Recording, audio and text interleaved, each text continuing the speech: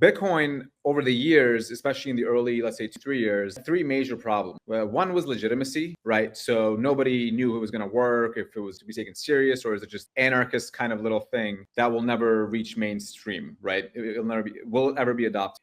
Two was, okay, this thing doesn't do anything. It's not programmable. And so Vitalik came along and was like, wait a minute, we can actually add contracts to this. And then along that kind of tech tree line, if you ever played Civilization, the progression of technology, and then Anatoly came along and was like, wait a minute, this is programmable now, but now it doesn't scale. And so that's kind of another branch of technology. But then the third one, which is interestingly probably the most core one, is privacy, right? So Satoshi was a cypherpunk, and cypherpunks created crypto. And what was a cypherpunk? Cypherpunk is somebody who uses cryptography and code to build systems of, freedom and liberty for the individual, right? These guys are around way before crypto.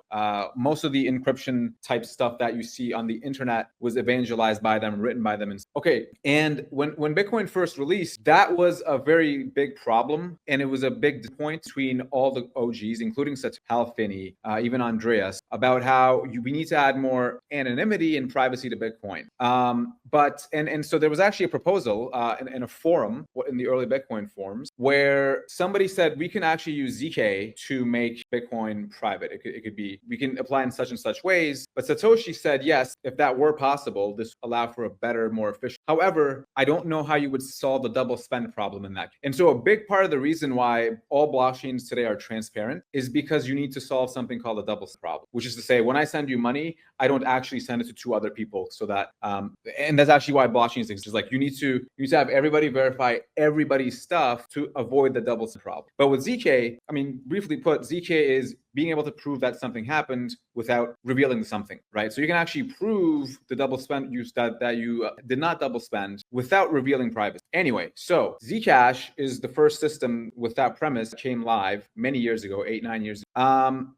But the problem is they were literally the first people on earth to ship Zk to production, right? This is when literally it did not exist. It was just a paper. And so they pushed it live. They were the first, not just crypto system, first system ever to have Zk in production. But obviously it was very, very, very new tech. It still is extremely new tech today. And so it required a lot of new years of iteration to improve and go from, some trusted setup to trusted setup. And in that meantime, we were working on getting Bitcoin to be legitimized, as well as programmability and scale and blockchain. So that was like the last 12, 13 years. And now that those work, there is one thing left that is, I think, asymmetric in upside and impact for the entire industry. And that's